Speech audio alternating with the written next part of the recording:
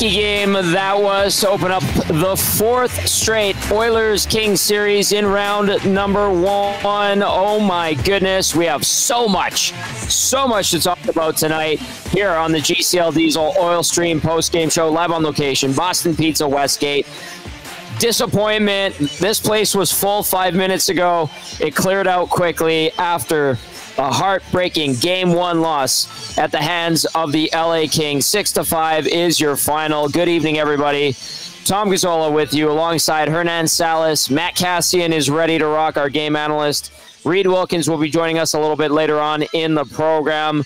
The Oilers lose it 6-5. Classic Oilers in Game 1. 3-11 in the Connor McDavid era in Game 1s in playoff series. We want to hear from you. 780-218-9999. We have a million things to discuss tonight.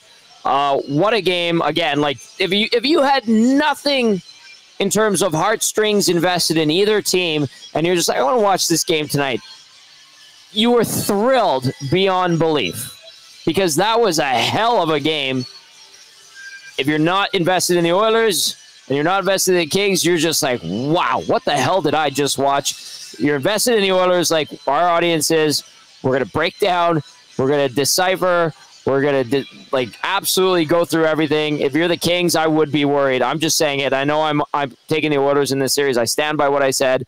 We're gonna dive right into it. This is absolutely tremendous. A great game to start this series. And I will say this before I go to the Latino Heat and then bring in Cass. GCL Diesel, providers of the best diesel engine components around, from turbochargers to injectors, fuel pumps to sensors. They are the critical engine component experts, proud to serve Edmonton and Northern Alberta for over 50 years. A heart attack-inducing game, as always, from the Edmonton Oilers, Hernan Salas. Go ahead. Unbelievable. I mean, what a third period. Connor McDavid scores it. You're like, we're going to OT, Tommy. We're going to be on the air till 2 a.m. tonight. It seemed that way, and just heartbreak for Edmonton Oilers fans with that last goal. Yep. Stuart Skinner's taking an immense amount of heat, as you can imagine, on the Nats chat and on the good old fully expected it regardless of the result. 780-218-9999. Hey, listen, I gotta agree with you, Tom. I think that third period, even though it was a loss, put a lot of doubt in the Kings because they were in full control. 4-1, 20 minutes to go. Edmonton finds 2 goals with the goalie pulled. They're in their heads. Listen, it's still good for LA. They found a way to win the game. I think they'll come out a little more fierce in that third period. The Oilers can't take a period off like they did in the second period. Tom, that was atrocious. They didn't have a shot until 11 minutes into that game. Correct. Some horrible turnovers by number 2. Yeah, by number 2 again. Evan Bouchard can't make those plays in the playoffs. He can't. He's far too important for this team. He can't continue to make those blunders. You take those 2 away, the Oilers win this game. But Tom, it's interesting because I thought the first period was pretty even. That second goal kind of was a killer. Second period was all LA. Edmonton really came on in the third, and it's just so unfortunate that the knuckle puck wins it. The knuckle puck, the screen from Fogle. 41 seconds left or whatever it was. And the questions are going to come. Do you go to Skinner after 6 goals against in Game 2? Tom, we'll answer it all. We got Cass coming up. We got Reid Wilkins coming up later. We want to hear from you. I know you're fired up. But all in all, Tom, I think you nailed it. If you're just a casual observer or neutral, that was one hell of a third period, man. Holy smokes. I could not believe when McDavid tied it up. It was just such a high. And then, this place went crazy. Oh, I could only imagine. This place went absolutely insane. They went nuts when the Oilers made it 4-1.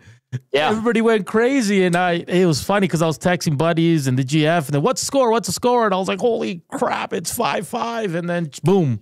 Because I guess everybody that left the concert was watching the game from the outside. So it's just an amazing buzz. But, Tom, like you said, we have lots to break down, lots of bad for the Oilers, some good, and we look ahead to a crazy game too, my friend. Holy. Can't wait. Great breakdown, Latino Heat. All right, text us 780-218-9999. Get into the nasty chat, man. I clicked on it, and it just went... Hard to keep. Absolutely insane. Absolutely. Yeah, exactly. Okay. I just want to say this. And I was told earlier in the day, like, expect Cam Dineen to play. And this is not the reason why the Oilers lost, but this set the game on an interesting course at the beginning.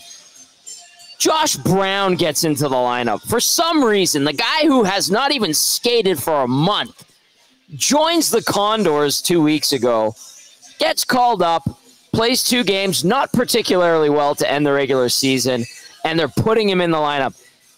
I just want to give you guys his stat line. He somehow managed to be +1 tonight in 4 minutes and 54 seconds of work. He was detrimental to the Oilers on the first goal against. I know it ended up being 6-5, might be a moot point, but he was not good. There was no reason to put him in. That is beside the point. I just want to get that stated and on the record. Let's get to the scoring summary, and let's get ready to welcome in Cass, because he's got a lot to say about this game as well. Let's go right now. Andrei Kuzmenko opened the scoring up at 2:49 on the power play. Derek Lalonde is sitting there on the panel in the intermission. He's like, good low to high movement, and I agree with Derek. He was an NHL coach. He understands. He knows systems. He goes low to high, the Kings go. They got the forwards discombobulated. And I'm like, yeah, okay, maybe in that freeze frame. You get the forwards that move up to the point. And then he goes, then there's a seam. And then they do a little gray area with the seam from the corner of the blue line to the side of the net where Kuzmenko was.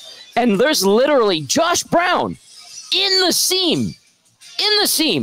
Not paying attention, not shoulder checking, not noticing that there's a guy at the post wide frickin' open.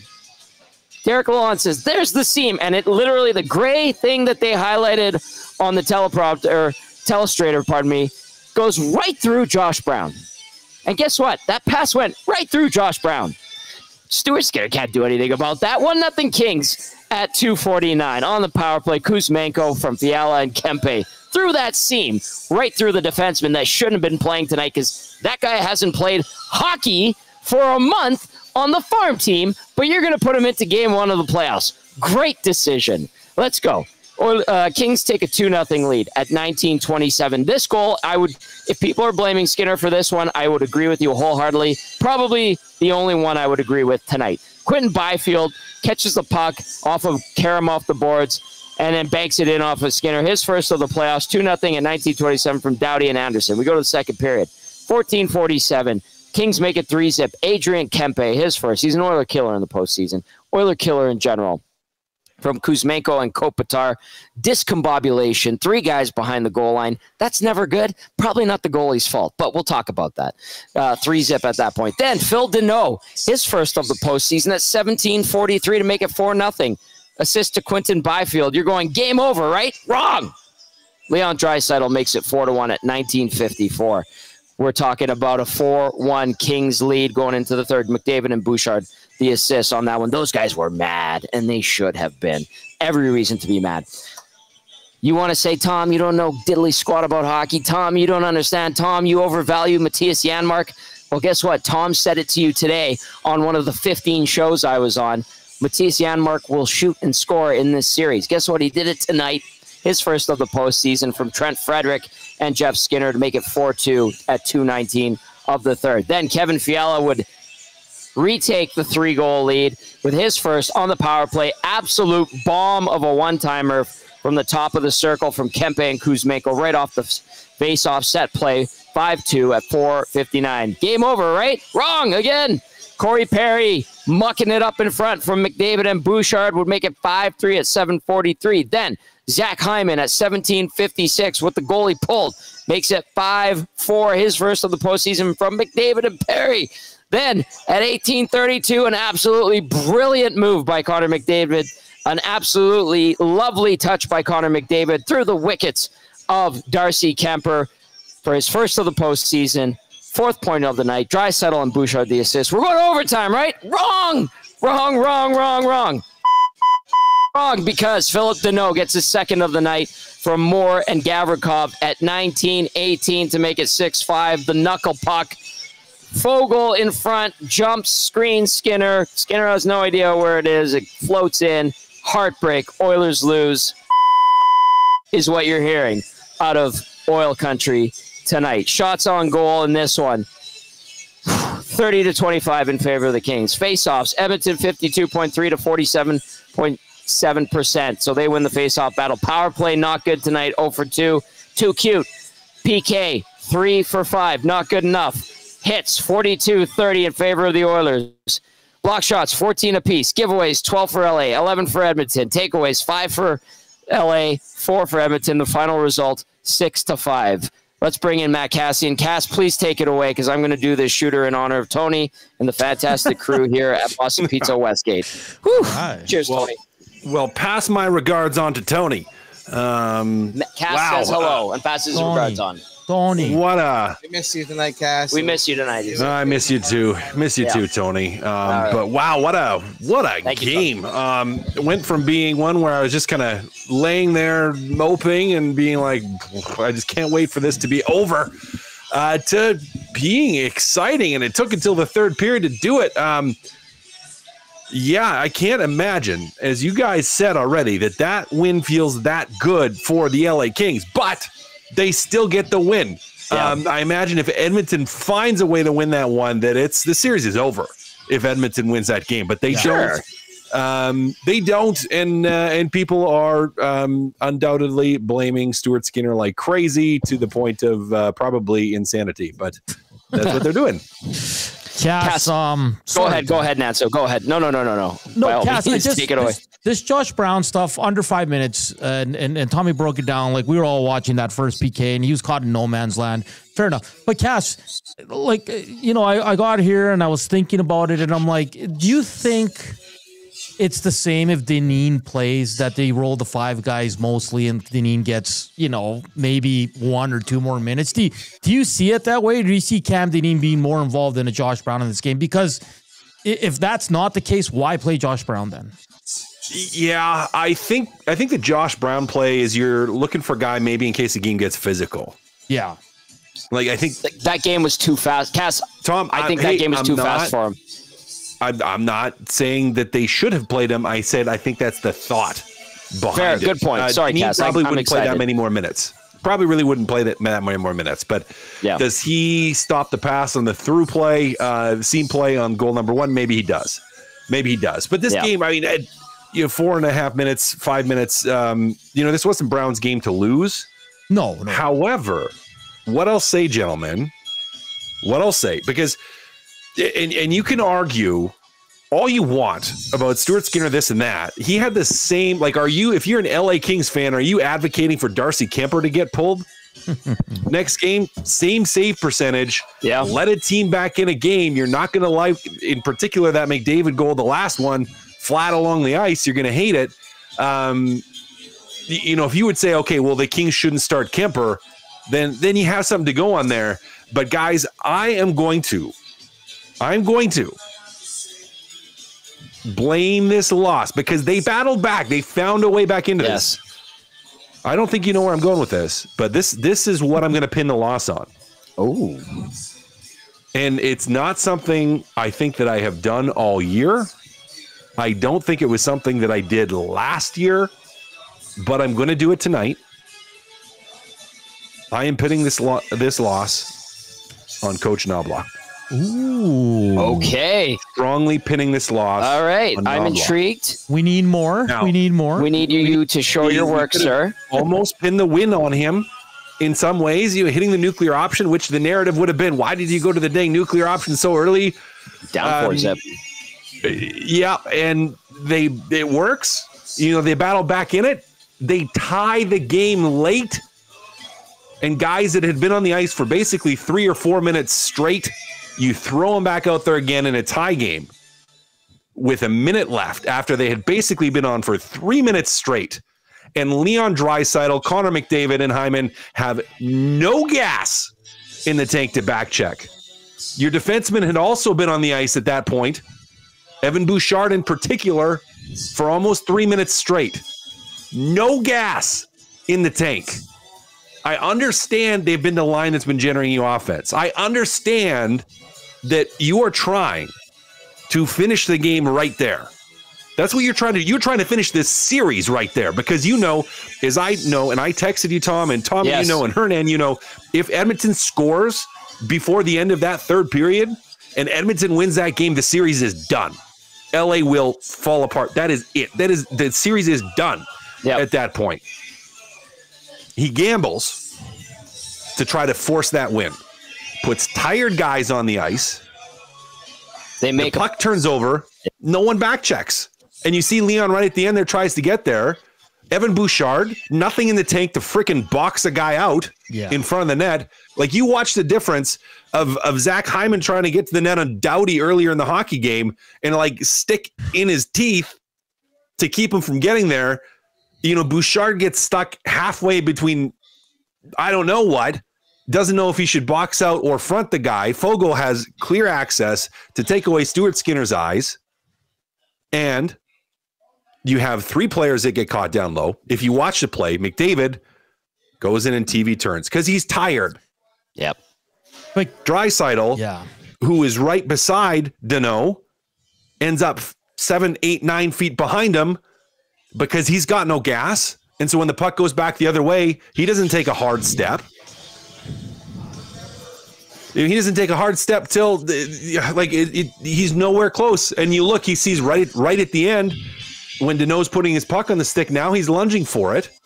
And I understand you hate that knuckle puck went in. Stuart Skinner can't see. Stuart Skinner can't see. But to me, the blame for this is on your coaching staff because you had tired guys and you put them out there trying to force a win. Instead of saying, you know what? We just battled back in this. Yeah. Get someone else out there and let our guys get a freaking break. Cass, go ahead, Tom. Okay. And Cass, like, you totally showed your work. I would give you full marks on that. I might even give you plus marks for it because you explained it very well. And you got Peter's like, yes, Cass, exactly. Why did Knoblauch do that? You heard Jack say it. He's going in for the kill. He's going for the win. Was it necessary at that point, in your professional opinion, because you just rallied back from insurmountable deficits multiple times and you go for the kill, but when you know you probably have the momentum going into overtime, am I wrong in saying that? No. I think you have the LA Kings in a bind by the short hairs, as some people like to say for a more graphic term. You have them twisted in a pretzel. Take them to OT, let your big dogs rest up, and win the game for you. Yep. Am I wrong in stating that? No. That's why I think it's his fault. I think it's his fault. Again, like you could blame Skinner all you want on that play, but that shouldn't have even been a shot on net. But it goes back, your guys should have been back. Cass, doesn't it go back to something we've complained about all year? He goes to nuclear too often. Like, put some trust in your other players. You know what I mean? Yeah. You still have other quality players. And listen, like, at that point, I agree because you're played, like, these guys worked their bag off in the last 10 minutes to tie it. If you look at the score sheet, like Tommy read out the box scores there, they were on for the last 3-4 minutes, Cass. And like you said, play for overtime, man. Because you're telling me if that game goes into overtime, who has the upper hand? It's the Oilers. Edmonton. You just forced LA to piss away a 4-0 lead, a 5-2 lead. You took all the momentum away in the third period. Your guys are feeling good. Your goalie made a few good saves, much to the chagrin of some Oilers fans that are against Skinner. I'm not saying Skinner played great, by the way. I'm telling you, Kemper wasn't that good either. Yeah. I'm not saying that either. I'm just saying that to the people that blanket coat it with, Skinner was terrible. And I see it. We can get into some, but like, you were in that game, you had it. You had it tied. You go for, bad read. Yep, you had it tied. You made a bad decision as a coach to try to go again. You're trying to win the series in a minute and a half, right? That's not what necessary. That is. Yeah, unnecessarily after huge comeback and you have all the momentum. Like, you carry that, as you said, Tom. Like, you carry that momentum into overtime. You don't think you are going to the room feeling good about yourself? Oh, everybody's 6'5", 220 pounds. And ready to run through a wall and get this done because of what you just accomplished in the last period. That's my take. You have LA on the ropes at that point, guys. Like, I guarantee you that game goes into overtime, the Oilers score within the first 5 minutes because you know what you're going to see? The nuclear line double shifted. and they were flying at that moment. Yep. Let's get to some text. 780-218-9999. The Oilers fall 6-5 in a wild and crazy Game 1, where they were down 4-0 at one point and 5-2 in the third period, and still manage a way to tie it in the last minute and a half, and then manage a way to lose it in the last 8 seconds of the game. RBM texting in says, good point, Cass. Knoblauch should have counted his lucky stars that they were able to come back from the dead and tie the game, and just did enough to survive OT. Janias texting and says, I hope you guys read this on the show. I'm doing my best to be positive to look at that. Oilers somehow managed to break LA's hottest goalie. This is a great positive for the next 6 games when the Oilers take that crown off the Kings once again. Never count the Oilers out of a hockey game. However, but you can count out great save Stu, quote unquote, for the next game. Let's go picks. Oh, Janias is on the picker train. JCD 780 says, who cares what Kemper did? Skinner was awful regardless, but great point by Cass. Greg the Sound Guy says, hey guys, not sure who decides the lines of pairings, but wow, I get that the coach can only play who this GM gave him, but oh my goodness. This is what Greg the Sound Guy throws in there. I'm not going to read it. Skinner was absolutely S-word tonight. The other guy was one save better. This was about as frustrating a loss as I can remember. Stop a puck. I'm sorry, guys. That was a effort until they decided to give a, and then a goalie who has been unreliable all season did his thing. Josh Brown should never see the ice again. What a defense core Bowman built. Hey, have a great show, guys. I'm sure it's going to be fire. It has been. Well, Brock says, I'm with Cass. Nobby was stupid. All caps. I'm reading it as you guys texted it. I love it. West End Rob said, boys, Skinner taking the heat, but Bouchard is a disaster in his own end. Goals 3 and 4 or on him. Last goal doesn't move. Fogle doesn't get in front of the shot. Just stands there. West End Rob. I'm going to be using that censor button a lot tonight because a lot of people are very frustrated. Understandably so, and rightly so, I would say, too. Okay. We are in the breakdown, brought to you as always by South Fort Chev. Buy now and save 0% financing, OAC up to 72 months, or save up to $8,000 on 2025 Silverado 1500s. Also time for seasonal tire change. Mention EST sent you, receive an on-rim tire change for $55.95 plus tax. Big discounts on inspections when you get your tires changed. See dealer for details, www.southfortchev.com. Let's talk about Bouchard, guys. Here's his stat line from tonight. You knew he was going to play a ton, and that he did. He was at fault for a couple of those goals.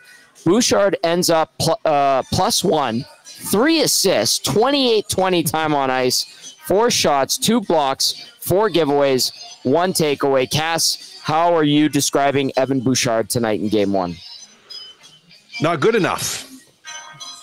I'll describe him as being not good enough. Horrible turnover from behind your own net right to the slot on a goal. Again, I don't know what you were doing with Fogle. Either get your stick out there and stop the guy from skating across the net, or block it. I mean, you can't be stuck halfway between fronting a shot and clearing the front of the net. And that's what he was. He was stuck halfway. He did absolutely nothing. Absolutely nothing on that play. If you're in front position, you can go out and try to challenge the shooter a little bit and say, okay, I'm going to try to take some of this away or block it. Or you let your goalie see the puck. Didn't do anything. So, no, not good enough, which is unfortunate. I mean, who else do you have? Who else do you have? Wallman was average. He was all over the place. I like his physicality, but yeah. Right. Like the physicality was great. Yeah, I love that he was throwing some hits, took an unnecessary penalty. Took a, I think he take a second penalty too. Yeah. So, I know some people are the Twitter's going off that it was a soft call. You can't cross-check a guy in the head area, whether you connect it or not. Listen, the rest, he sold it, but you can't get your stick up there. The rest was pointless getting your stick up there too. Yeah. He wasn't. It's not like your goalie just got speared. Yeah, right. Exactly. Like he was standing there. So you take a bad penalty, takes another penalty, which I thought maybe that hit the glass. Maybe, who knows? Hard to say. Apparently, you can hear it hit the glass on the audio. I don't think the refs have audio. No, I don't think so. Reviewing it on a small tablet. Direction a little bit. Yeah. Like I thought that the trajectory changed. Neither here nor there on that one. But back to Evan Bouchard. Like Darnell's Nurse, I thought Darnell was solid today. Darnell was solid. Darnell was their best defenseman today.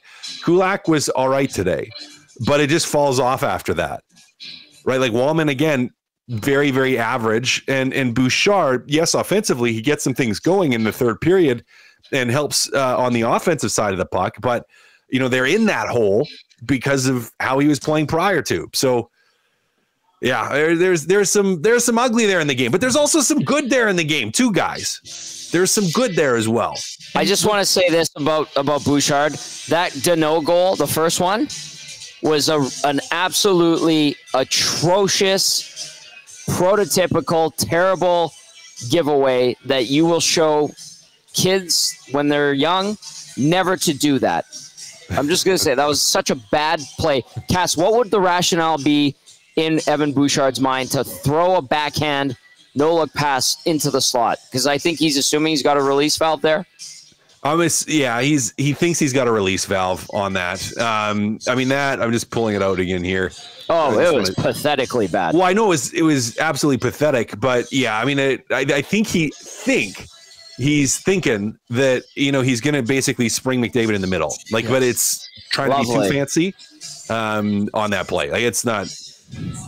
Game 56 against Columbus in February, sure. Yeah. Game 1 against LA in LA, nish. No, it's a definite no. Yeah. Guys, we got to get to the big question. Listen, I thought Skinner made some good saves at 2-0. The Let's get to wraparound, he made a wicked save on Kempe with the blocker. I know the second goal and the last goal are killers. I get that. But for me, guys, everybody wants us to know, as Pickard, I don't see a way Knoblauch's going away from Stuart Skinner because what that would do for him and this team to go away from him after one game. Listen, I'm not saying Skinner led in 6 goals. And I understand some of the fans being upset with that. That's not good enough. Far from good enough. But I still don't see him going away from Stuart Skinner for game 2. Now, can I just... Kemper led in 5. They both had 800 save percentages tonight. Kemper led in 5. No, but that's what Edmonton I mean. Maybe gets a few more shots, and it's tied. I think if Skinner has a bad game 2 or game 3, then maybe it's a possibility. But there's no way Knoblauch's going away from Skinner in game 2, guys. No way. No, he's not. Because LA's not going to Rittich for game 2. No. Why not? Why not? Why wouldn't you put Rittich in? You know what, guys? We should just stop talking and see if we can find a post game from the LA Kings and see how many people are messaging and freaking out about Kemper and how he needs to get pulled. Darcy because Kemper, he let in 5. Candidate, my butt, this, that. Yes, they both had an 800 save percentage tonight. Yeah. Both guys. Both guys. No, they're not. Again, I'm not in any way, shape, or form saying Stuart Skinner was great tonight. He was not great tonight. But I don't blame him on that last goal. The game-winning goal. The goal that won the LA Kings the game. I'm not blaming him on that. I'm not. Fair. I want to give people a sample of the comments that come in to provide a little bit of pretext to why we have to look at what people are saying in text. There have been some people that be like, "Oh, Edmonton Skinner talk. You guys love Skinner." I'm going to give you one statement that I just saw on the nasty chat, and I'll show you. It's just a taste of how to one side it can be. This comes in from Sunch17. Skinner let in 6 that, capitalize, shouldn't have gone in. Oh, come on. 6 that shouldn't have gone in. Which, are you telling me Kevin Fiala blasting a rocket from 30 feet out? 5-on-3. 5-on-3 should have been saved? The Byfield one, yeah, I get it. The second Danault one, it's an awful... It doesn't look good. But the first one, Kuzmenko, nobody touches and lets him redirect a great pass home. The third and fourth, the guy was all alone in front of the net, Tom and Cass. You had 3 guys below the goal line on the Kempe goal. Yeah. The Danault goal was a delicious triple pepperoni from Boston Pizza. To Byfield, he leaves it for Danault. Danault snipes it home. So I don't know. I'm not good at math, but that doesn't seem like 6 out of 6 that he should have saved. Yeah. And the other guy, by the way, let in 5 on 25. No, it's just to give some context. Yeah. I'm not saying Skinner was great. No, but people are crazy. People are absolutely crazy, and they are delusional to a certain extent, and they think what they want to think, and they call me a disingenuous hack for my comments. Which, all right, good for you. Here, I'll throw this at you guys.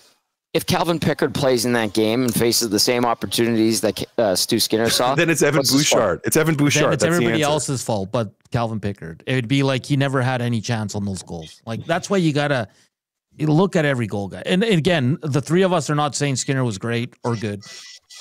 He needs to be better, but you can't blame all 6 goals on Stuart Skinner. People, come on. Oilers had 10 shots in the first 2 periods, guys. 10 shots. Keep those texts coming in. We want to read them. 780-218-9999. Get into the nasty chat as well. A lot of you are. We've got a great audience tonight. Staying up late. This is how it's going to be for the postseason. Great first game to decipher and chew on and break down. And oh my goodness, we're going to go inside the locker room. Cass, we got you for a couple more minutes. Yeah, of course. I just you know what? I want the Skinner scapegoat enthusiasts to get a few more shots in. So let's go. Oh, they will take their shots. They're teeing off, and our faces are their targets. Okay, where are we going to go first? Maybe let's. You know what? I want to hear from Kris Knoblauch. Hernan, I'm going to just say let's hear from Kris Knoblauch and save the other guys for maybe later, because I want to get Cass's reaction, because Cass broke it down very nicely earlier in the show. He put the blame on Knoblauch. He showed his work, good reasoning, went for the kill after you tie it. So let's hear from the head coach and why he decided to do what he did. I liked our effort. We had to have an important penalty kill, and they were able to do that, the 5-on-3, and after that carried a lot of momentum for us. Connor and Leon made some really good plays to get us back in that game. 5-on-5, I thought we had a lot of time in the offensive zone, didn't get enough chances, and then just some breakdowns that led to goals against. With all the guys kind of coming back into the lineup, especially Frederick coming in, did it feel like it took a little while to get the group kind of working in simpatico a little bit?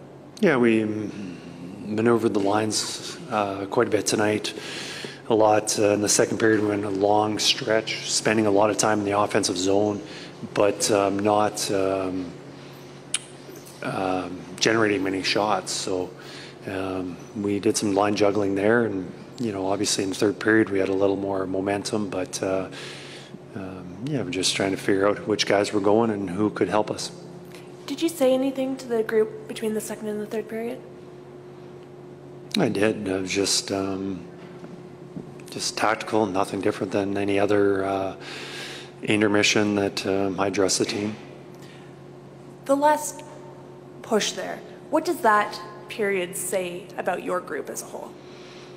Well, I've seen it many times last year. They never give up. They're resilient.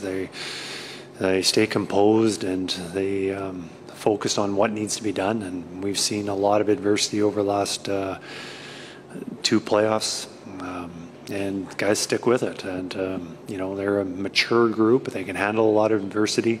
They've seen a lot, and they don't get too rattled when things aren't going well. And the first 40 minutes, things hadn't gone very well for us. So your guys are going with pretty much 5 defensemen. Evan Bouchard is a really important guy for you. He was very good on the offensive side of the puck tonight. Are you going to need more out of him defensively if he's going to play 27 minutes a night? I can't comment on that. I don't know the breakdowns. I saw Evan give give us an excellent opportunity to win tonight. He made a lot of nice plays. Was his game perfect? I'm not sure anybody's game was perfect tonight. So, I think Evan's a very important part of our team. Obviously, if we're going to have success, especially when we're missing one of our key defensemen, all those, especially our top four, really have to step up. Do you have your? Did you get a really good look at the winning goal, and did you get a? How did it go in? What did you see from your spot on the winning goal? Danault obviously fanned on the shot and just fluttered towards the net, absolutely screened with a flash screen in front of our goalie that got through there. So that's what I saw. So much of what LA did in the first 40 seemed like it was below the hash marks. That's where they were successful. You guys at the end, below the hash marks. Is that where the series is kind of won and lost in that tight area down below?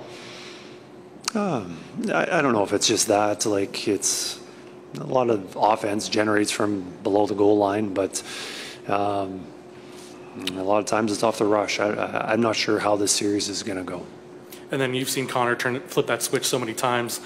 How do you kind of get this group? I know this is a question that's probably been asked several times over the last several years, but how do you get the rest of that group to play to that sort of intensity that he can bring in a short burst like that? Well, I think everyone's playing with the same intensity. I'm not sure that everyone can play with the same level as Connor is. Obviously, he's at a different skill, talent than most guys in the NHL, not only our teams. So we're going to need a team effort. We're going to need contributions from everybody, not just Connor, not just Leon.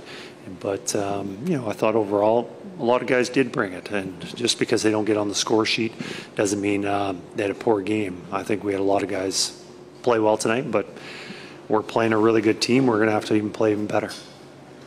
Kris, you played Josh Brown just under 5 minutes. Can you carry on with 5 defense, or are you going to have to kind of work in the 6 defensemen, whoever that may be, a little bit more to kind of make sure? I think there's the opportunity that we can do that. We're not playing back-to-back. It's a little bit different. We saw it at the end of the regular season. We had many games where our defensemen, 4 of them played over 25 minutes, very similar tonight. So, we'd like to have Matthias back with us. Obviously, he's not going to, so we're going to need big performances, especially out of those 4. But whether we work in a 6th defenseman a little bit more or not, I think we can have success either way.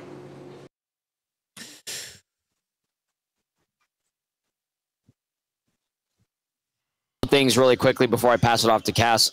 And Reid Wilkins is standing by. We'll get to Reid right away here. On Josh Brown, okay? Like, whatever, non-answer there from Knoblauch on Josh Brown. The fact that he played tonight is mystifying. And I'm snooping around and sniffing around going, why the hell is this guy playing? There's no good rationale for him to play. And it was insinuated to me that it was people trying to justify the signing that got him into the lineup. And if that is true, that sounds it's beyond ridiculous, and it shouldn't happen, and it cost them tonight. Well, it didn't help. It didn't help their cause tonight, Tom. Yeah. Now, whether or not that, I had a couple people in the know insinuate that to me, and I'm just like, geez, if that's the case, that's ridiculous. Besides that, Knoblauch's asked about Bouchard's defensive game, which was not up to snuff. He goes, I'm not going to answer that. I can't comment on it. And then he answers it. Insane. Go ahead, Cass. What'd you make of what Kris Knoblauch said? Oh, I mean, I wish, and that was a great question by Spec. It was actually. It was actually a really, really good question. And he ducks it, and then he kind of doesn't duck it, but he still kind of ducks it a little bit. And the bottom line is, with Ekholm out of the lineup, Bouchard has to be one of your best defensemen. He has to be defensively, not just offensively. And he did some good offensive things tonight, and just wasn't up to snuff. But could have used a little bit more unpacking. And I wish someone would have asked him a question about putting that line out at the end of the game. I really wish they would have, because I think to me that's still that's what lost them the game. They were tied game, back in it. Again, angry at Stuart Skinner all you want, angry at Bouchard all you want, angry at the team not generating any kind of offense all you want. They were in it with a minute left. with all the momentum, and you put tired guys out there that had played like 3 out of the last 4 minutes, which is just a recipe for disaster, and it bites them in the butt.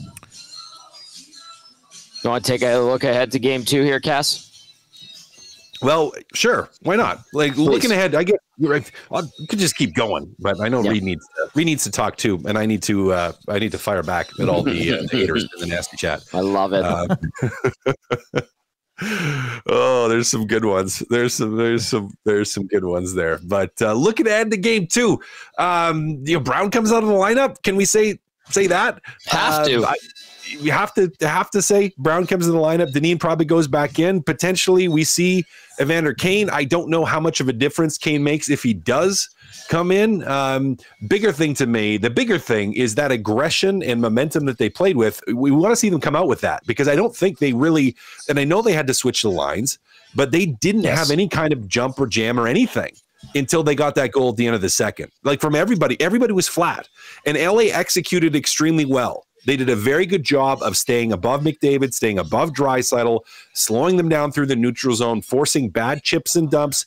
So Edmonton wasn't able to get sustained zone time. So, LA is going to watch the video, and that's what they're going to be trying to get back to. That's their conversation is going to be, hey, let's get back to slowing these guys down, being patient with it. We're going to get our chances. Like, just slow them down through the neutral zone. And for Edmonton, you're going to be looking at this going like, hey, we can beat them through the neutral zone. And we can attack off the walls aggressively in zone and maybe generate some chances. So I think it does set up quite nicely for game 2 to have another high energy, energetic game. For Edmonton, it's going to be cleaning up that defensive zone, maybe getting a save. And for LA, they're going to look at this and say, hey, we got to slow them down again.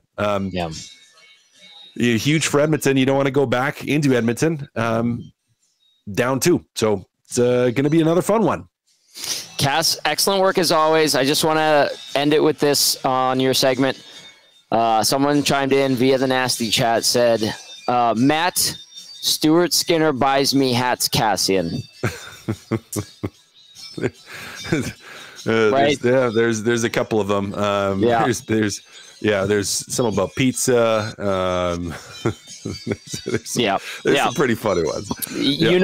We're right into it, baby. We're right into it. It is the playoffs, and when the deep cuts come out, there's no easing our way in. It's away we go. Cass, great work as always, my friend. This will make you happy. 200 and over 270, 270.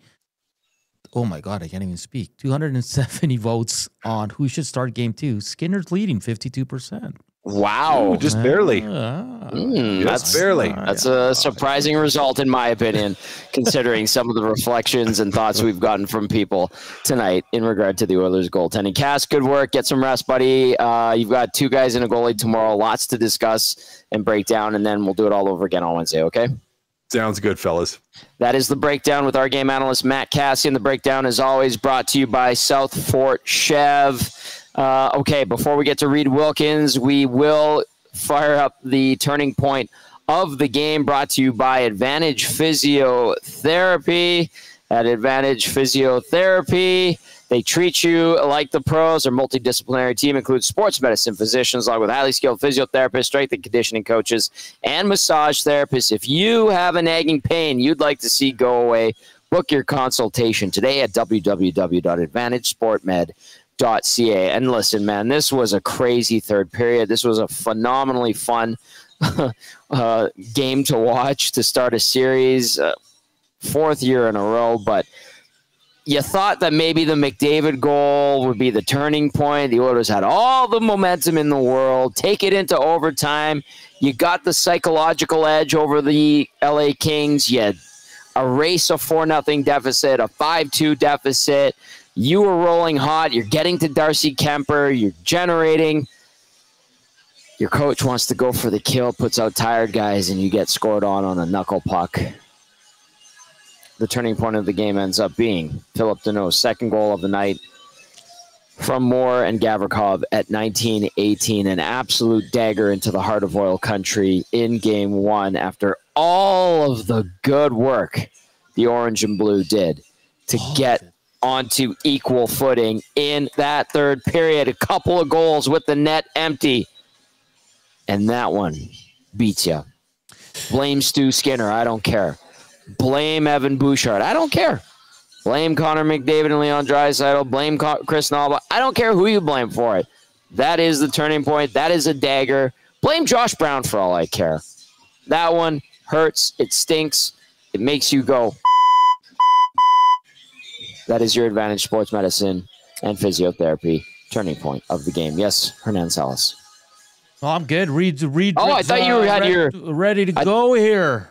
Okay, let's get to Reid Wilkins. This is a new segment. You've seen Reid on the post-game show many times, mostly home games, but this is Reid's Read, brought to you by Edmonton Garrison Memorial Golf Club.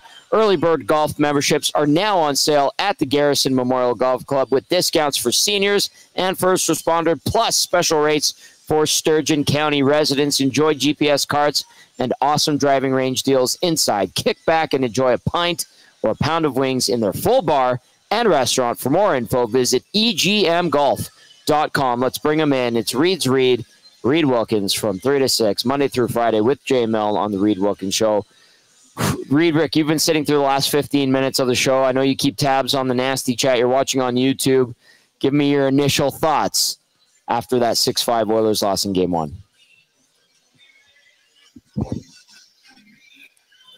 39 minutes and 54 seconds of this game. I was not wondering if the Oilers were going to win a game in this series. I was wondering if they were going to score a goal. Ooh. That is how dominant the LA Kings were through the first two periods. They played excellent defensively. They did not let the Oilers get to their net. I mean, Darcy Kemper was not challenged at all.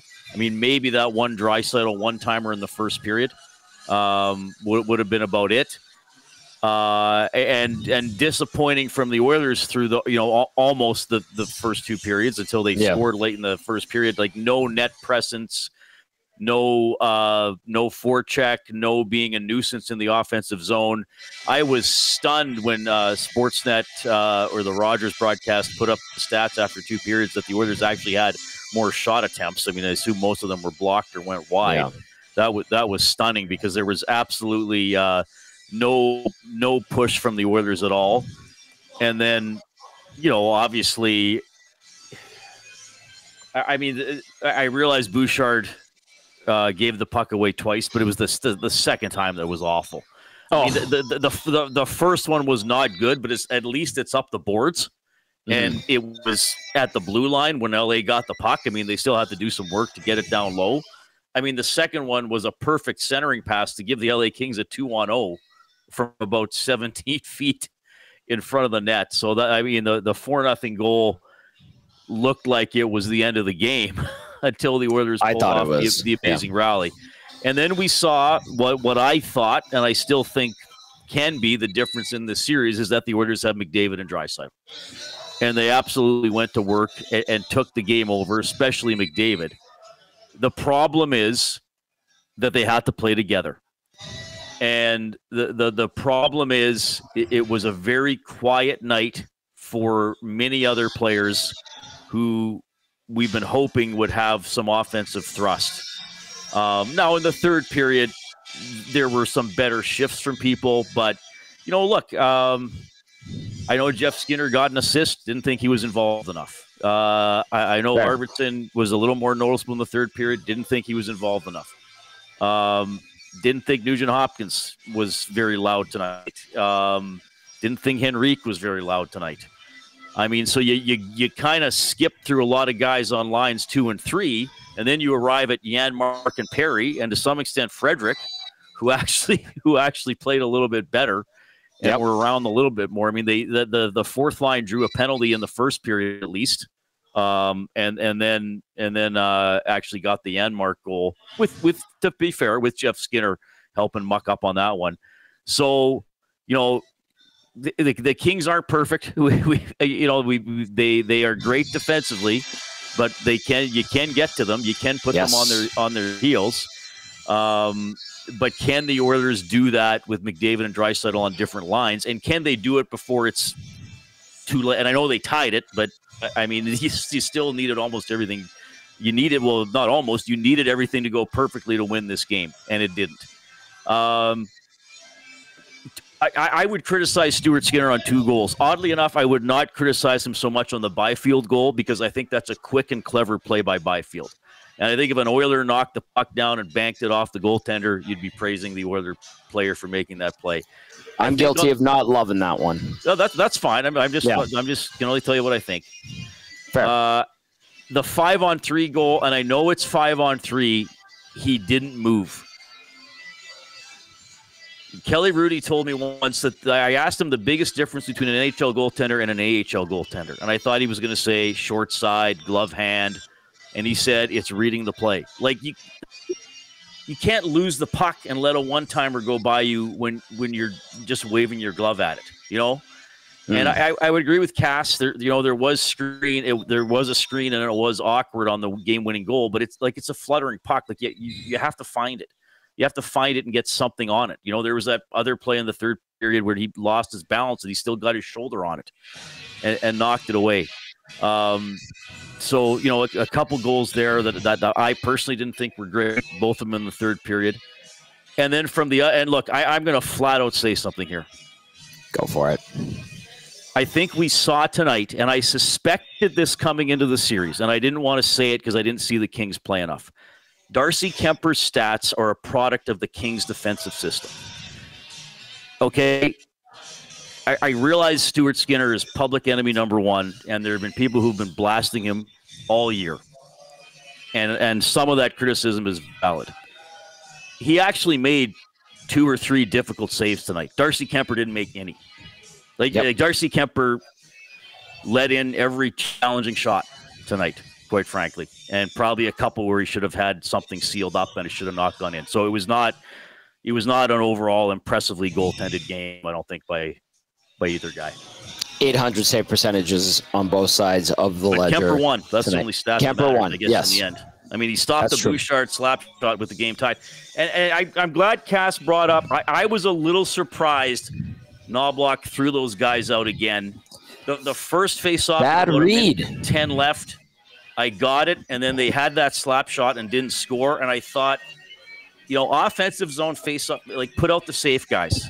You know, yes. Put out Henrique, Nuge, and even though I said those guys didn't play great, Janmark. put them out to win a face-off and maybe grind it out, or at least, and then quite frankly, as brilliant as McDavid was, he turned the puck over right inside the offensive blue line, one of the worst places in the ice to turn over the puck.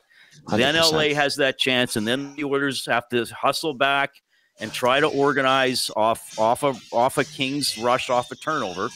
And they actually covered the first 2 guys, and then Danault was the third guy through that got the shot away. 780-218-9999. It is Reid's Read, brought to you by Edmonton Garrison Memorial Golf and Country Club. You can text us 780-218-9999. Get to the nasty chat as well. We are live on location at Boston Pizza Westgate. Absolutely tremendous night here. It cleared out after the loss. Heartbreaking, obviously, in the last minute to allow that goal. But the vibe was awesome. Excellent giveaways as always. And by the way, Reid, they have a Twin Anchors houseboat giveaway that's running now till May 4th. Every customer gets an entry. No purchase is necessary. And you can do it at Hamptons, Bourbon Street, and this BP here at Westgate. And you can get a nice houseboat trip thanks to Twin Anchors and Boston Pizza. All right. People were texting in. Yeah, can I just really quickly here, Hernan? People are texting in asking about Trent Frederick. He ends up with an assist, 9 minutes, 11 seconds. Time on ice, 1 shot, 2 hits. Go ahead, Nenso. I just want to ask maybe both of you guys. We heard Knoblauch there say, you know, the guys on the D-core can play a lot of minutes. But I want to ask you guys, because, you know, a lot's been made of Josh Brown's, you know, 4 and whatever minutes that he played. I don't know if Cam Dineen comes in, guys, he plays more. I truly don't. Maybe it's around there, and maybe it's a 5 or a 4-man system going forward. I guess for both of you guys, against this LA team, is that sustainable to be playing those 4 guys those many minutes? Go ahead. But I think they're hoping they don't have to do it past game 2. And I would agree with what you said earlier, Tom, to Josh Brown. Okay, so if you dressed Brown over Dineen thinking, okay, at least he can kill penalties, and then you're right, he blows it on the first goal. I mean, Skinner put his leg out as far as he could to try to block the pass. Josh Brown was supposed to tie that guy up. Yep. And he's got his stick on the wrong side and looking it goes the wrong way. So, yeah, now they do have off days. I mean, I'm sure they're not going to skate tomorrow. There's going to be almost every practice will be optional at this time of year. Correct. But no, it's not a great situation, obviously, on the back end. Now, having said that, I thought Nurse and Kulak played fine. Probably Nurse had the best game. I would have liked to see him shoot quicker a couple times when he got into the slot. Good point. Wallman, obviously up and like, I'm of two minds of that play. I mean, it's embellishment by Danault on the cross check. I mean, the stick not hit him in the head, but also don't put your stick up there where you're in danger of the referee seeing something that could possibly get called. The puck over the glass call, I have no idea if it hit the glass or not. I guess from an Oilers standpoint, it's frustrating that there was a linesman that said, according to what Jack and Louie were saying, there was a linesman that said it was fine, it hit the glass, and then another guy calls the penalty, and then the Oilers are stuck having to review it. So, but huge that they killed off the 5-on-3. Anyway, sorry, Hernan, I'm meandering a little bit. Yeah, I probably put Danault in and just hope he can get back and help transport or move the puck up the ice. But, yeah, hopefully they only have to sustain this for one more game, and then at least they get Stetcher back, and he can play at least a few more minutes than Brown. I'm not going to go out on a limb when I say this because I think it's fact. If Danault plays, he plays double the amount of minutes that Josh Brown did. Yeah, probably. And that's not saying much because Brown played just under 5 minutes. Or he played just over. Pardon me. Let me get. What did down Emerson to play? I haven't looked at the ice time. Okay, Brown really quickly, 4:54, so he was just under 5. Emerson ended up at 13:10. Bouchard led the way, 28:20. Nurse at 25:17. Kulak at 24:58. You go down to Wallman, 19:35. He did have a penalty in there. First game back in a little while, by the way. Then Emerson at 13:10. Josh Brown at a whopping 4:54, and he did end up +1, you guys. Not sure which goal he was on for, but that's cool, I guess. Ridiculous. The fact that they have, again, if you're like, why are you knocking Josh Brown, or why are we upset about it outside the fact that he's not very effective? Josh Brown, guys, has not played hockey for a month, okay? He was not down in Bakersfield playing for the Condors, fighting to get the team into a playoff spot. He was away, awaiting the birth of a child, which that's fair to be away. It's a once in a lifetime thing. Like, I'm no knocking that, but he was gone for a month, just got back to the team, then gets called up. He wasn't skating during that time, and then you're gonna ask him to step in. He played the last 2 games of the regular season. I get that, but you're gonna ask him to get into an absolute street fight with the LA Kings and be on top of his game. That's a tough task for Josh Brown. That's a tough task for any pro hockey player. That's why we're like, why did you put him in? I just wanted to give it more context, Reid. Go ahead. No, I think that's fair. That's very good. 780-218-9999. I want to bring up this one, guys. Were the Oilers too cute in the first 2 periods? Why the reluctance to shoot? Yes, I think that, well, first of all, when they actually did have the puck. First of all, I think their passing was poor, quite frankly. Like, even a lot of their passes just to get the puck through the neutral zone. They seem to be trying a stretch pass through the middle of the ice. Yep. Like from their own high slot to the far blue line. Wasn't accurate. There were a lot of fumbled passes, a lot of passes off the mark. And then I did think in the first 2 periods, they were passing up some opportunities to shoot. I mean, I mentioned that time Nurse cut into the slot, probably could have fired it on his forehand, went to the backhand. Jeff Skinner, 2 drag moves that worked. You got to shoot after one of them in the first period. Tried a third one, loses the puck. Podkolzin, Arvidsson, and Draisaitl, I remember a sequence in the second period, overpassing.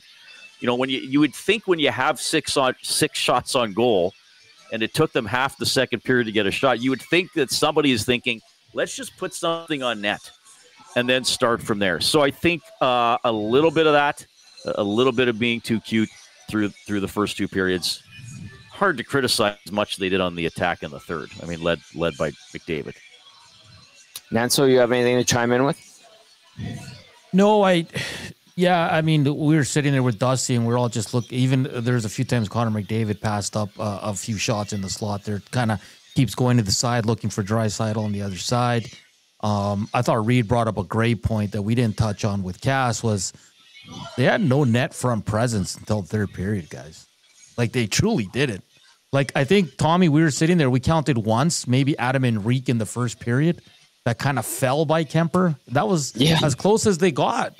It's true. When Kemper was tested, they beat him because in the first two periods, he wasn't tested at all.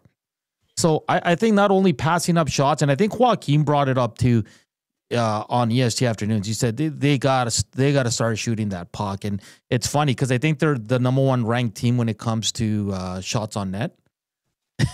Today they were the complete opposite. Like we talked about it already. They didn't get their first shot of the second period till the 9-minute mark, guys. Took them 11 minutes. So they got to be better. I mean, play like you did in the third. And now, is that a product also of maybe LA taking the foot off the gas just a tiny bit that let him squeak back in that game and some weak goals by Kemper? But, I mean, game 2 is going to be fascinating, boys. I really don't know what to expect from either team, to be honest with you.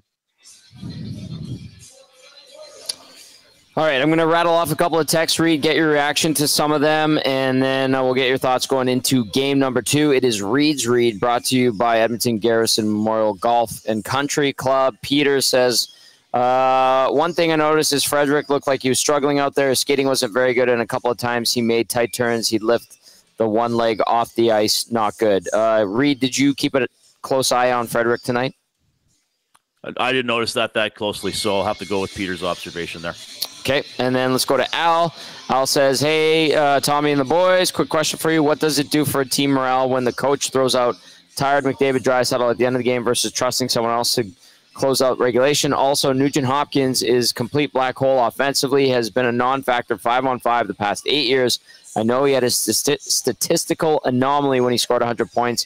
It also rubbed me the wrong way when Draisaitl was going off on the bench and Nuge was looking up at the scoreboard wondering on his own, chewing his mouthpiece. Not what a leader does. Al, you want to reply to that one? Al, I would say a little nitpicky with the quick shot of him on the bench. I didn't notice that. I think you're just looking for reasons to criticize a guy. Now the other stuff, yes, there have been times. It hasn't been 8 years straight. That would be unfair. But there has been times where you have 8, 10, 15 games, 5-on-5. We had it earlier this year, right? Where Nuge had 1 goal in 14 or 15 games. And in a game like this, I think he's one of the orders you needed more from, certainly in the offensive end. I also think that's a good observation about, and I don't think we've criticized Knoblauch as much of this. I mean, certainly Tippett got a lot of it. Like, what's your role on the team if your shifts are 20 seconds and then Leon and Connor just come out again? And I think I understand why Knoblauch did it. Like, he probably thought the Kings are on the ropes. They're reeling. They're shattered from losing the lead. They're wondering what hit them. Yep. We can win this game before overtime. Let's not take a chance by getting it to overtime and giving them a 15-minute intermission to calm down. But yes, if you're, let's use Janmark, for example. Hey, everybody, he shot the puck past the goalie. And quite frankly, he's done it in 2 consecutive playoff games. Okay? Good tweet, by the way. So he's thinking, I've been around the net tonight. You've trusted me a lot all year. You can't trust me with a face-off in the other team's end with 51 seconds left to either help win a draw and muck it up in the corner or get back and defend. So yes, I think that's a fair comment. Now, I don't think this shatters the role players' faith in Knoblauch, but yeah, you might be sitting there thinking, okay, Connor and Leon have just played basically 4 consecutive minutes. True. It's an offensive zone face-off. I can't play for 30, and at least keep it tied. Yep. Here's something, and I don't think this is a revelation by any means, but I think it's something to help I'm going to say it out loud so it maybe resonates with some people and it helps them cope when it comes to the Edmonton Oilers and the McDavid Draisaitl era. Whoever is coaching this team, as long as those two are part of this organization in uniform night after night, will be tempted severely, unquestionably, to put them together every time you need a goal. You could have Scotty Bowman behind the bench, Dick Irvin Sr., Toe frickin' Blake, whoever you think is Joel Quenneville, Mike Babcock when he wasn't in hot water with it. You could put any damn coach that you think is the best coach of all time behind the Oilers bench when he has McDavid and Draisaitl on the roster, and he will be so tempted to put those two together that he inevitably will. That is never going to go away in the McDavid Draisaitl era. I don't know why I have to say it out loud. But I think people need to actually hear it. Do I think it's a crutch? Yes. Would it be ideal if that wasn't the case? 100%. But like, there are people, Reid, that can't comprehend that when you have the best player in the world and a top 5 best player in the world, and you need a goal, you put them out there together. Hall of Fame coach Ken Hitchcock would do it. Dave Tippett, great coach, did it. Todd McClellan, great coach, did it. Jay Woodcroft, very good coach for a small period of time. Hopefully he gets another shot in the league, did it. Kris Knoblauch is doing it. It will always happen because that temptation will be there. And those guys are so clutch that it's only natural. So to those that are, why do you put them together? Because they get results. And they always will until they're too old and crappy to play anymore and they retire. Well, and them playing together was the main reason the Oilers tied the game. Yes. So again, now having said that, it's not as if McDavid or Draisaitl were getting to the net a lot either. But the problem was, there was nothing else, very very little else from many other forwards. Like I would say, I know Hyman wound up scoring. I wouldn't say it was one of his better games though. That's fair. Again, I thought after McDavid and Draisaitl, you'd probably go down to Janmark, Frederick, and Perry as the Oilers' 3rd through 5th best forwards tonight.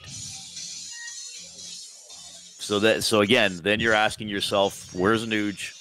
Where's Arvidsson? Where's Jeff Skinner? I know he got an assist. Better 3rd period.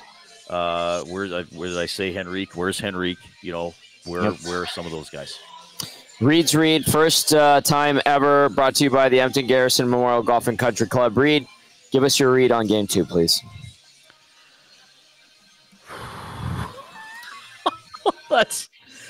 I'm not sure, Tom. Do you want a grenade or a hot potato? Because I just threw you both. I think both teams are irritated, quite frankly. Good. But at least LA has the silver lining of the victory. I mean, clearly their coaching staff is going to be horrified at the last 21 minutes of this game. Right? And like coaches always have to be worrywarts, right? So I think that if Hiller and his staff have to be thinking, what if they play McDavid and Draisaitl together the whole game and we can't score 5? That's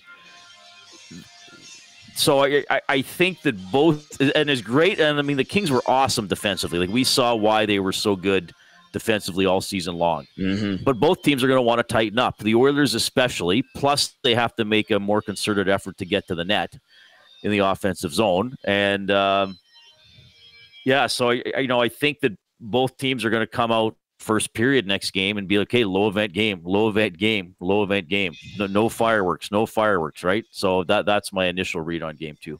And it'll probably turn out being 8-6. What's surprising about tonight is oh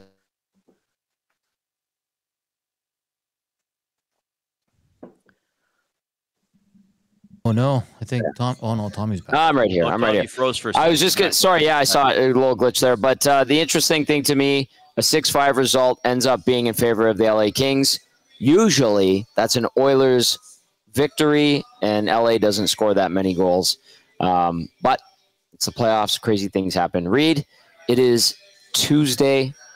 Get some rest. You've got a big day tomorrow. Lots to discuss on the Reid Wilkins Show with Jay Milne. Great Reid debut, I would say, my friend. Thanks to Edmonton Garrison Memorial Golf and Curling Club, Tom. Thank you. Thank you, Hernan. See you guys. I love it. There you go. Reid Wilkins. Catch him on the Reid Wilkins Show, like I mentioned, with Jay Milne. Every Monday through Friday, 3 to 6, a phenomenal show. Right after another great show, Edmonton Sports Talk Afternoons, EST Afternoons, as we like to call it, with Hernan Salas and Joaquin Gage. All right, Nancito, you ready for the player of the game? Sure. Sure, he says. It's been a long day. Let's get to the Damon Bunting Real Estate Player of the Game. Brought to you by Damon Bunting Real Estate, consistent top-producing realtor in the greater Edmonton area for over 17 years. He is community-driven. He understands what it takes to make a difference in our city. Please check him out, DamonBunting.com, or visit his Instagram page at Damon Bunting Real Estate. Damon Bunting now with the agency. Hernan, the Latino Heat Salas.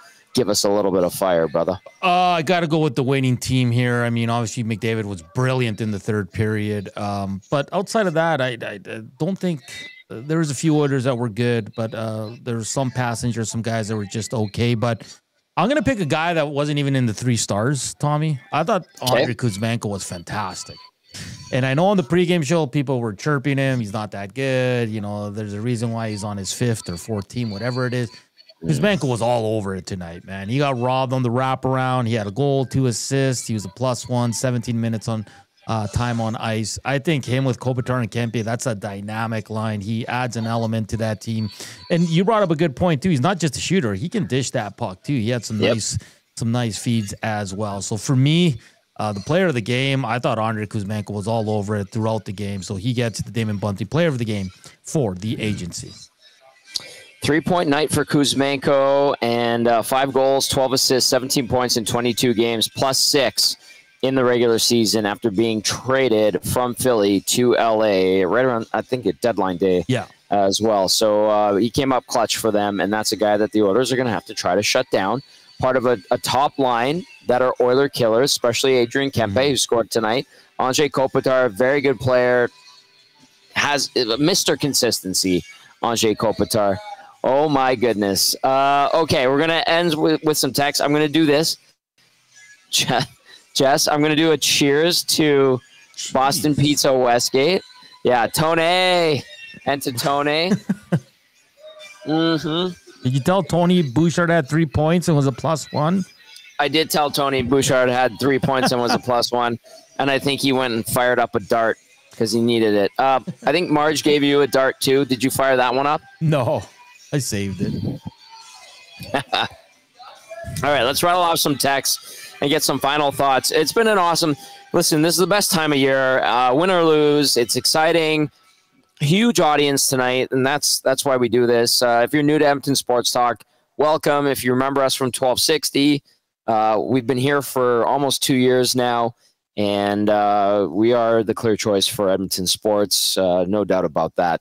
And we appreciate you so very much. All right, we're going to rattle off some text, Nanso, as we wind things down. It's been a great night despite the Oilers' result. Let's go to Brandon. Brandon says, Nugent Henrique did a great job on the 5-on-3. Jeff Skinner was actually leading the team in hits after the first. They all had some good moments, but top to bottom, they need to bring those good moments all game long. Wallman was a difference maker in terms of setting the emotional and physical tone, but 2 bad penalties. Like everyone else, bring the good all game. It's hard to have net front presence when the puck leaves the offensive zone immediately. That text, or those texts coming in from Brandon. Troy texts in, says, definitely a heartbreaker. What were your thoughts on the officiating tonight? Troy also adds, what a comeback. What a comeback indeed. I kind of slipped it in there. Like, Nanso, the refs suck. My stance on the refs will not change, whether it's the preseason, middle of the regular season, end of the regular season, game 1 of the playoffs. They're bad. The officiating in the best league in the world is unreliable.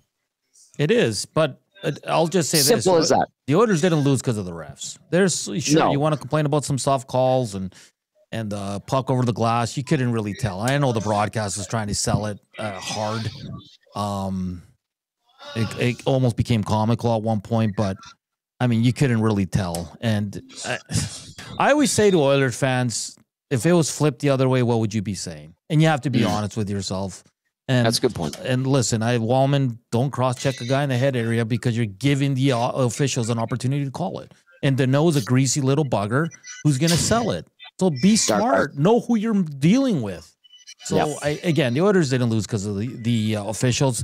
But, Tom, you make a great point. The officials in the playoffs in the NHL are awful. They're so inconsistent.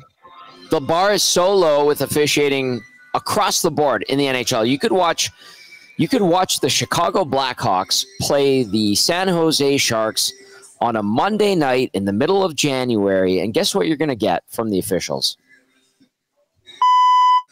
Yep. Donkey, horse, bull calls all night long. That's the expectation from the officiating in the National Hockey League, night in, night out, from my point of view. Nat, so you summed it up in regard to this game very nicely, but I will. The anomaly is for us to be like, you know what, today was reffed really well. I think the refs are spooked. They've been spooked for many years. I think the linesmen, they have no direction. I think they're very rattled. They're rattled, and part of why we get the inconsistencies probably because, like you said, they might be rattled. They're unreliable. So if you're gonna go and blame the refs, that's fine. I'm not gonna say no, you're wrong. But I have very low expectation from NHL officials, of linesmen, refs, the off-ice crew, the war room, every single night in any game. And that's my starting point. And this is just for many fans out there and whoever, like, you can't have it both ways. You either want everything called like it's the regular season in the playoffs, or you want to let them play. But you can't have it both ways. I'm a guy that if it's a penalty, it's a penalty. I don't care if it's their 10th penalty of the game, Tom. That's how it should be. 6-0. A penalty is a damn penalty, and call it. Yeah. So that's the stand. I'm not saying let everything go because it's the playoffs. I think that's BS.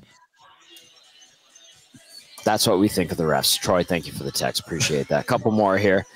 JCD says, thank you, Reid. He was talking about Josh Brown, Atif, who was here tonight. Good to see Wheels and YouTube Trev make peace tonight. That was a beautiful EST moment captured on camera on the pregame show live here at Boston Pizza Westgate. Awesome time as always. Tony and Curtis.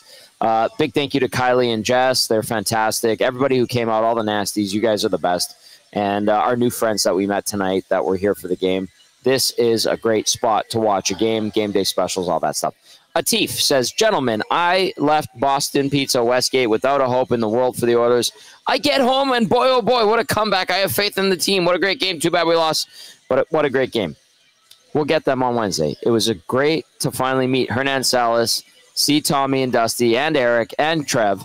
Everybody else who was there at Westgate BP. It was a lot of fun. Too bad I had to leave early, but I will see you guys on Wednesday on Bourbon Street at Hudson's. Go Oilers, go. Wheels, very good to see you. Let's go to Rai Mai, who says, I don't want to be the typical Skinner hater, but man, there's got to be a stat or some sort of record for Skinner letting in a goal in the first or second shot against. It seems to happen a lot. Yeah, it does, Rai Mai. It actually does. This year in particular, too. Frustrating. Nanso, do you want to chime in on that or no? I mean, is that our buddy, Raimai? I think so. I have to check my phone if the Raimai's a nasty. Lead singer of Whale and the Wolf. He's a beauty. Or EST house band. Kent in Red Deer Texan says, I've been a Stewie defender, but I know Pickard this year would have had one more save. He's been the better goalie this season. Kent, I'm not going to argue he's been the better goalie. I think he's been good. He's a battler. Stu should be the better goalie. Should be. One guy has been in the NHL and a pro for a decade plus. The other guy's in his third full year. I'm not making an excuse. I'm just saying I think Pickard, when it comes to maturity, is ahead of Skinner by far. Can handle tough situations better. He's been through more, obviously, the rigors of a season, the ups and downs, the heartache. So I'm at the point now where I'm like, I can't argue. Pickard has been excellent. He's been the best backup goalie in the world, but I'm not saying he's the starter. I'm not saying he's going to be the future of this team. That's supposed to be Stu Skinner. Stu Skinner has an opportunity here in the playoffs to take that back, build confidence for himself, his teammates, and very importantly, the fan base as well. So that's what I'd say about that. But Kent, that's a fair statement. Shanked One says, half the Oilers have not played a meaningful game in a month, so it took them 2 periods to get going. Shanked One, optimistic. I like that. Big Dave says, on the goalie subject, I think it's fair to note that as much as Kemper and Skinner had the same save percentage in the first 2 periods, the Oilers had like half the shots that the Kings did. If the Oilers would have been more aggressive in front of the LA net in the first 40, this could have been a different game. Good text, Big Dave. We've had a lot of great texts. A lot. Oh, my God. The nasty. I tried to, like, keep up with the nasty chat.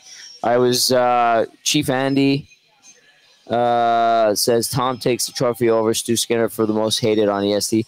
Chief Andy, like, you're full of ridiculous, like, tweets, or, pardon me, texts and takes. I try to keep up with you, but you and Ace, like, sometimes you guys are ridiculous. So, I mean, I'm going to just say it, Chief Addy. It's 12:33 in the morning. I've had a 15-hour workday. That post you just, I know you're trying to get my attention. I'll just say that was a stupid text. I'm just going to say it. That was stupid. That was dumb. Be better. Be better. Be better. Nanso, good job. Welcome back, buddy. What do you got to say? Hey, game 2, man. The Oilers win that one. They're in good shape, so build off that third period. Are the Kings a little bit rattled, or are they a big sigh of relief they won that game? I'm so intrigued for game 2, Tom. I don't know what we're going to get from these two teams. Probably more of the same. Probably a lot closer early on, I guess. Won't be a 4-0, 4-1 game. But let's go. Let's go. All right, game 2 Wednesday. We got a full slate of shows on our station. Great programming starting at 6 a.m. in 5.5 hours. Woo. Wow. If that's what these games are going to be like this series, we're in for a doozy. Buckle up, baby. Let's go. The Oilers fall 6-5 in game 1 in ridiculous fashion. A huge thank you to Tony, Curtis, Jess, and Kylie for helping us all night long. A salute to them. A salute to you, nasties, to all who texted in. Even Chief Andy, who nasty chatted in. He's giving me the gears for this. Cheers to all of you. You guys are great. For Hernan, Salas, Matt Kassian, Reid Wilkins, I'm Tom Gazzola saying have a great night. We will talk to you tomorrow. Ciao, ciao.